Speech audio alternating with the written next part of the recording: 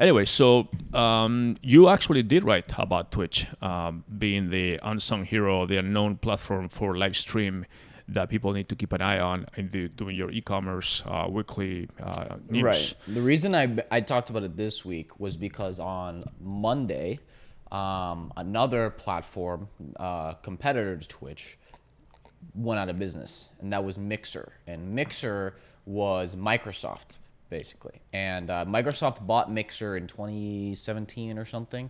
And the reason why that's significant is because Mixer was the first one, because they were way behind as far as viewership. Basically, like I put in my email a graphic. We don't have to pull it up, but as far as live stream viewers per month for each of the major platforms, and Twitch was number one with just about 150 million basically viewers per month in March, and then YouTube was second, but pretty distant second. I think they had like 60 million or something.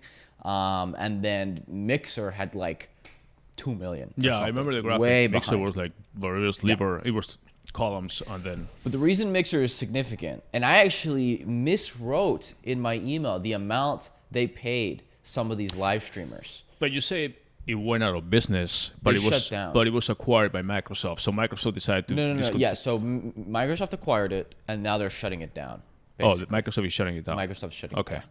The reason it's significant, though, is because Mixer was the first company to pay big money to streamers to basically join their platform. So what Mixer did last year, and by the way, they failed so fast. They did this in August last year. They went after Ninja and Shroud, who at the time were the two largest streamers on Twitch as far as viewership, as far as income and all of that. And basically, I underestimated the deal. So what I wrote in my email was that they paid Ninja $30 million and Shroud $10 million. I was wrong. That's what they got because Mixer's shutting down, that they as guarantees, so they still get that money even though the contracts are basically ending now much sooner. The Ninja deal was $100 million, not 30. So basically, they gave mega deals to streamers, and in hopes that basically they would draw all of this audience from Twitch, and that other streamers would then see how much money Mixer was giving out and want to join Mixer as well. Well, how does Microsoft benefit from those, even if that have worked? If Because people were Microsoft, breaking- like everybody, I mean, how important on the list of things it was for Mixer to succeed compared to all other Microsoft's endeavors, I don't know. Keep in mind, Microsoft's a huge company, so Oh, right, but that's what I kind of always wonder. What's the drive behind acquiring these platforms? well, because if you can own a platform, the biggest fault or weakness of Microsoft these days is just they don't own, besides basically legacy Windows, they don't own any platforms anymore. You know, they're not what they used to be. They're much more enterprise now than consumer, basically. they are on the cloud for them, or their Right. OneDrive or whatever they call it. They're all in on cloud and enterprise now, which is great because they make a ton of money. and the gaming part, the Xbox. And all Well, that. even Xbox, there was rumors they were going to sell Xbox. Oh, really? Yeah. I don't know if that's going to happen.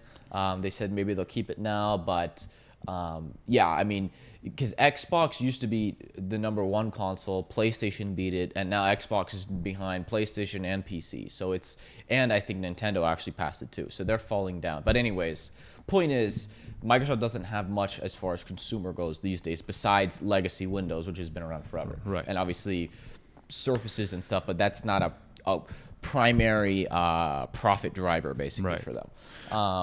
So why do they do it? Because they want to try it, and they could, and they have a ton of money. Because to Microsoft, you know, a few $100 million it's a lot of money, but to them it's nothing. So they tried it, but it failed. So basically. Twitch, so basically, So Mixer got the two largest streamers in hopes that they could bring a lot of audience with them. The problem was that audience would watch those two guys, but then leave immediately. They wouldn't Right. watch anything else on Mixer, basically. There were other issues. People said that they didn't like the interface, that it wasn't great for streamers either, or the user, or lots of issues basically. And they did this, not even a year ago, 10 months ago, and they already shut down. So they sold off the remnants to Facebook Gaming because Facebook has their own live streaming stuff. But it looks like the contracts that Ninja and Shroud are free agents basically. They don't have to go. They can go, but they don't have to. The rumor is now that YouTube might swoop in and sign them to big contracts to stream on YouTube Live. Because really the two big dogs in live streaming are Twitch is number one by far, and then YouTube is second. I was surprised. I thought YouTube actually was doing quite a few of live streams. They are. Like I know that but they're not as big as Twitch. Some of the podcast stuff do a lot of live streaming. Yeah, they do some sports too, right? Don't they have agreements with some of the? I think they had an MLB agreement for some games, and I'm not sure exactly. But as far as live streaming goes, they do. I mean, but just not nearly. They're a little under half the size of Twitch as far as live stream viewership goes. But Twitch, for all I know, or the little I knew from the beginning, was live streaming mostly of gaming or video gaming and esports and things like that. Whereas YouTube, if he's the competitor, was more like sporting events or a few leagues and things like that. No, YouTube is not sporting events. I mean, they bid on those things, but YouTube is just anything you want to stream. Right. Like there's tons of live shows and podcasts. They have tons of gaming too. But no, okay. But Twitch was primarily known for gaming. Yeah, and now it's just branching out to everything else. Right. What I wrote on my email was that Twitch has been known and is still known for gaming today, and is still there's tons of. And by the way, gaming itself is growing massively. Like the thing that I try to convey to people of older generations that I think they don't always understand is that gaming now is completely mainstream for the under 30. Like girls play games, guys play games, jocks play games, okay, I'm a Suns fan. Devin Booker, who's the best player on the Suns, he's streaming on Twitch constantly, especially during the pandemic. He's always playing games and streaming. So it's not like a nerdy thing or anything anymore. Well, I was looking, just preparing for the podcast, and it says Twitch demographics, it says, is very young, obviously. 72% is people under 34. With 26% of the users being between 13 and 17. So that's pretty young. It's almost like a Snapchat type. I would say the biggest audience for Twitch is 13 to 25, probably. Could be, based on these numbers. Amazingly, you said guys and girls.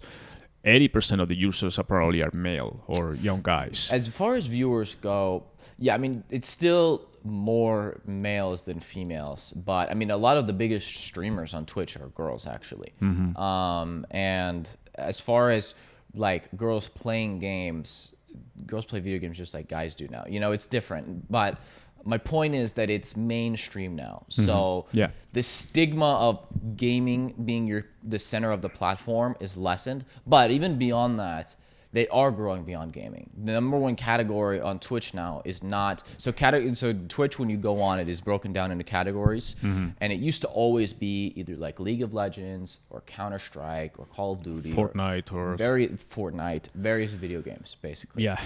The last year, over a year now, the number one category by far has been what they call just chatting, which is basically anything that's not gaming. And that is now, the non-gaming category is now the largest category on Twitch. So it's outpacing all of those. Right.